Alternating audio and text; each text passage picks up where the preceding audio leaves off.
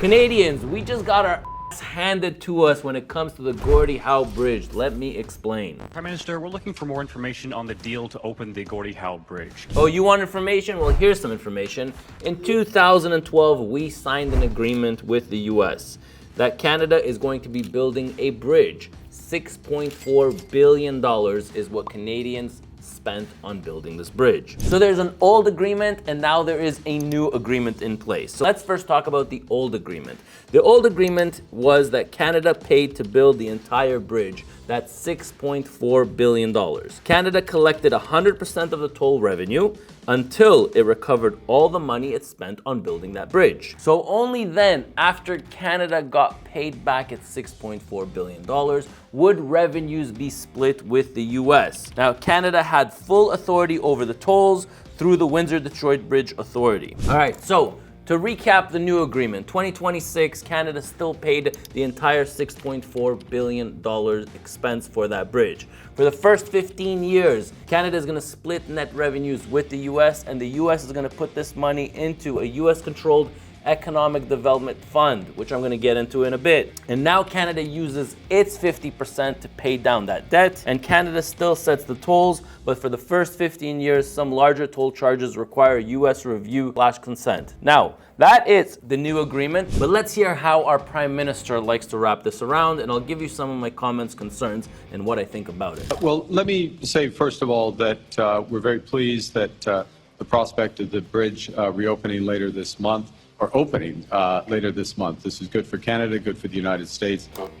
That's about the only thing that I do agree with, okay? So it's a very good thing that this bridge is finally opening. But let's get into the details. What we have with the agreement with the U.S. Is as follows. And let me start with what it isn't. It's not splitting the tolls of the bridge. It is an agreement for 15 years to split net revenues. Splitting of tolls, any sharing of the toll revenue won't happen until all of the debt is repaid. All right, so let me explain that. So if the bridge collected and made $100 million net after all operating expenses, meaning they paid off their employees, they paid off the cleaning, snow cleaning, the maintenance, there's $100 million left at the end of the year. $50 million goes to the US and $50 million goes to Canada. Now Canada takes their $50 million and pays off that $6.4 billion. And the US takes that $50 million and puts it into a US-controlled economic development fund. Let's continue. We will split net revenues over the course of the first 15 years. And those net revenues are after operational costs. So we expect that after those costs, for the first few years, net revenues will be modest. In fact, we expect them to be negative, as traffic ramps up.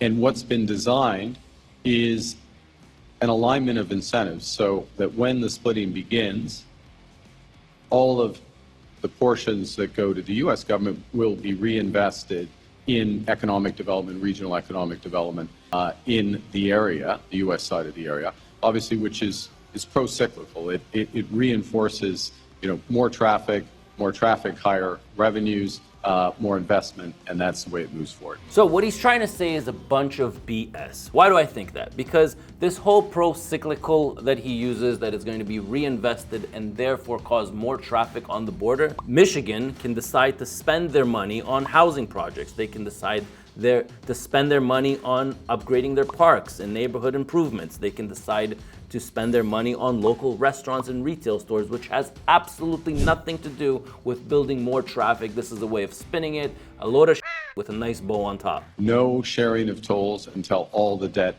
is repaid. So it's a good deal for both sides.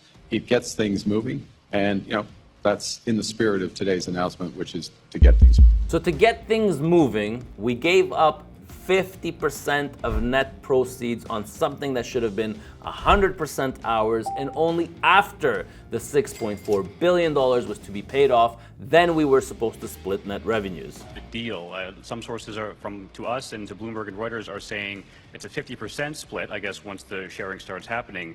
And if this is a Canadian project, why did you have to start giving? Why did you decide to start giving? So the real question, why did we give up this 50%? Could it be because of the trade war? Could it be because of what's happening lately between Canada and the US? Did Carney just decide to give candy to a younger brother, maybe for a bigger picture? But this is what we're getting ourselves into. If this is how we behaved with the Gordie Howe Bridge, what's coming up for Canada? Some of the revenue away. The first thing is you quoted the overall amount of the capital investment of the project, around $6.5 billion.